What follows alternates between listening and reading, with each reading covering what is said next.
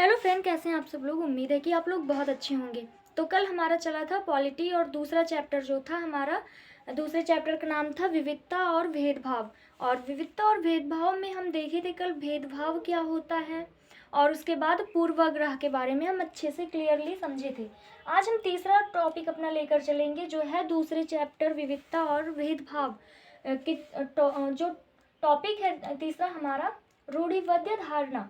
तो आज देखेंगे कि रूढ़िबद्ध धारणाएं होती क्या हैं, कब आती हैं रूढ़िबद्ध धारणाएं। तो अगर देखें तो जब हम किसी व्यक्ति को खास छवि में बांध देते हैं या पहले से उसके बारे में कोई धारणाएं बना लेते हैं, क्या करते हैं।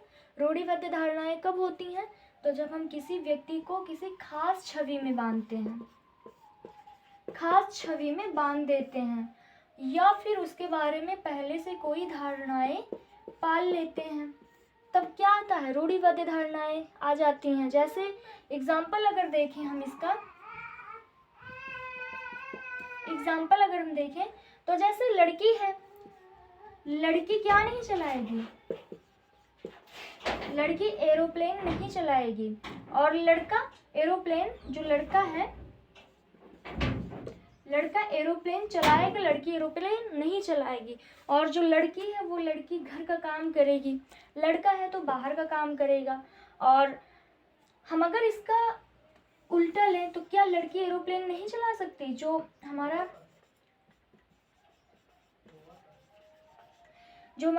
एयरप्लेन जो है वो लड़की क्या नहीं चला सकती, और लड़का भी चला सकता है। लेकिन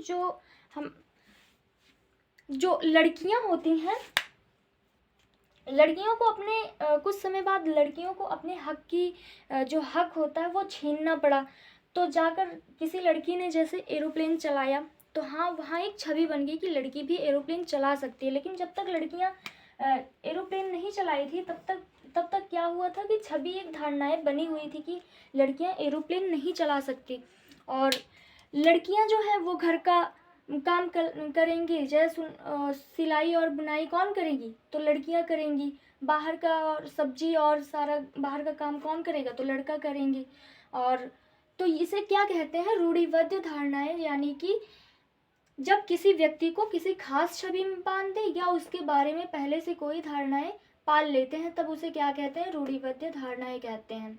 तो जैसे हमने आपको एक दो एग्जाम्पल बताया, अब हमारा जो दूसरा पॉइंट है उसे हम देखेंगे, इसे आप लोग नोट कर लीजिएगा। तो हमारा चौथा जो टॉपिक है हमारा वो है असमानताएं और भेदभाव। असमानताएं और भेदभाव कब आती हैं, तो हम देखते हैं।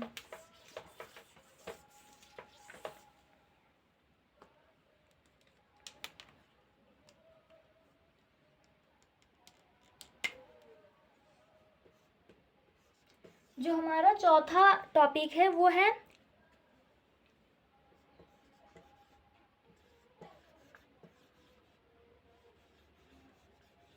Inequality and discrimination.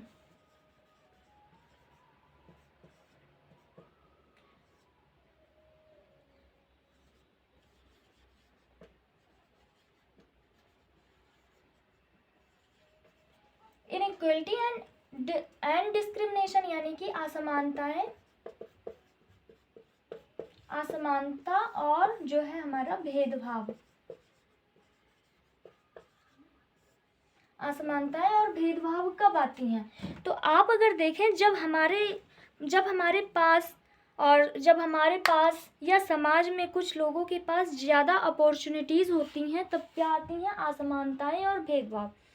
हमारे पास कम अपॉर्चुनिटीज़ हैं और समाज में बाकी लोगों के पास ज़्यादा अपॉर्चुनिटीज़ हैं, तो क्या होगा, असमानताएं आएंगी, पहले उठेंगी, उसके बाद अब असमानताएं उठी, तब भेदभाव आना संभव है जी। अगर हम एग्जाम्पल बेस पर देखें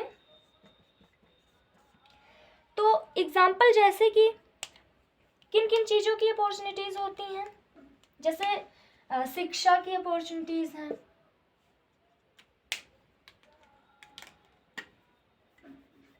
क्या है, शिक्षा की हो सकती है, और पैसे की हो सकती है, अस्पताल की हो सकती है, अस्पताल। और भी आप लोग सोचें, अस्पताल की हो सकती हैं, स्कूल की हो सकती हैं, और भी चीज़ आप सोचें, जितनी भी चीज़ें, यानी कि हमारे पास वो चीज़ नहीं है और समाज में अन्य लोगों के पास है, या फिर समाज में अन्य लोगों के पास नहीं है और हमारे पास है, तो ये सब होती हैं। तो क्या होते हैं, असमानताएं और भेदभाव आना स्टार्ट हो जाती हैं।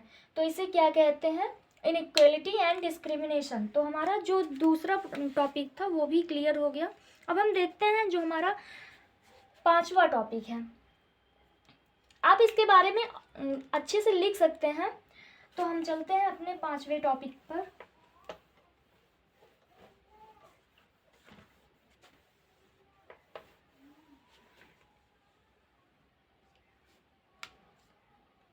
हमारा जो 5वां टॉपिक है वो क्या है,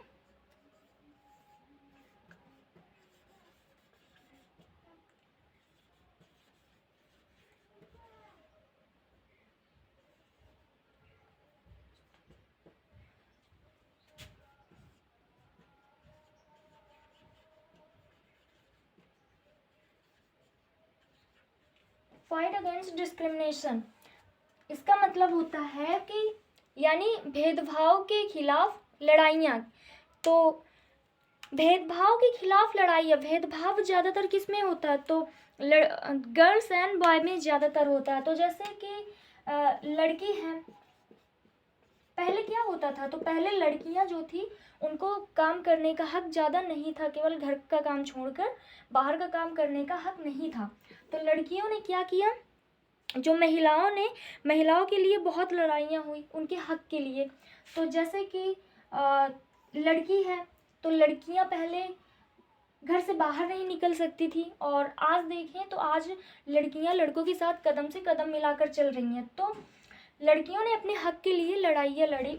19वीं सदी से 21वीं सदी तक महिलाओं ने बहुत सारा जो अपना हक था वो हासिल किया। 19वीं सदी से 21वीं सदी तक तो महिलाओं ने अपने हक के लिए काफ़ी सारी लड़ाइयाँ लड़ी। और आप देखेंगे तो जैसे झांसी की रानी थी, उन्होंने कितनी सारी लड़ाइयाँ लड़ी, वो भी एक लड़की थी। और आज देखें तो आज लड़कियां कुछ भी काम कर रही हैं, जैसे कि बस चला रही हैं और बाज़ार जा रही हैं, बाज़ार में सब्जियां बेच रही हैं, और जॉब कर रही हैं। अगर बड़े लेवल पर देखें तो जॉब कर रही हैं। और अगर उनके पास जॉब नहीं है तो कुछ भी जैसे सरकारी जो गवर्नमेंट जॉब नहीं है तो प्राइवेट ही जॉब कर रही हैं, पर वो ज़्यादातर करके लड़कियां घर पर नहीं बैठ रही हैं। तो लड़कियां क्या है, अपने हक के लिए जो लड़ाइयाँ थी 19वीं सदी से 21वीं सदी तक काफ़ी सारे बदलाव किए, तो उन्होंने अपना हक पाया। तो ये थी जो लड़ाइयाँ किसके खिलाफ, भेदभाव के खिलाफ। तो आज अगर देखा जाए तो आज भी काफ़ी सारे भेदभाव हैं। जो हमारा कॉन्स्टिट्यूशन बना, संविधान बना, उसके बाद भी अगर एक तरह से देखा जाए तो क्या है, एक तरह से देखा जाए तो हमारे समाज में भेदभाव अभी भी हैं। और लेकिन फिर भी कुछ हद तक, काफ़ी हद तक लड़कियों ने, महिलाओं ने अपने हक को लड़ा। तो ये थी हमारी जो क्लास 6 की दूसरा जो अध्याय था वो हमने आज कंप्लीट कर लिया। और इसके बारे में और भी आप लोग अच्छे से सोच के कर सकते हैं। और बुक भी अच्छे से रीड करिए और क्लास देखिए, अच्छे से आपको अच्छे से समझ में आएगा। और उसके बाद अगर आपको क्लास समझ में आई हो तो एक कमेंट ज़रूर करिएगा और लाइक एंड सब्सक्राइब। और उम्मीद है कि आपको क्लास बहुत अच्छे से समझ में आई होगी। और छोटा क्लास था, और कल का हमारा क्लास होगा हिस्ट्री। तो 2 दिन हिस्ट्री की और 2 दिन पॉलिटी की। अब 2 दिन हमारा हिस्ट्री चलेगा और उसके बाद हमारा तीसरा टॉपिक कौन सा स्टार्ट होगा, तो गवर्नमेंट, सरकारें क्या होती हैं, जो हमारा तीसरा अध्याय है। तीसरे अध्याय का नाम है हमारा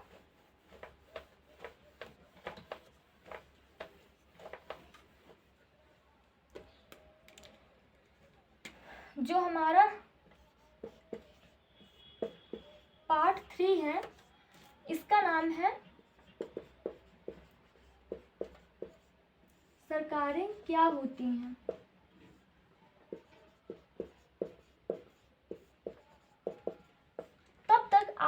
दूसरा अध्याय अच्छे से समझिए, पढ़िए, रीड करिए और प्रैक्टिस करिए।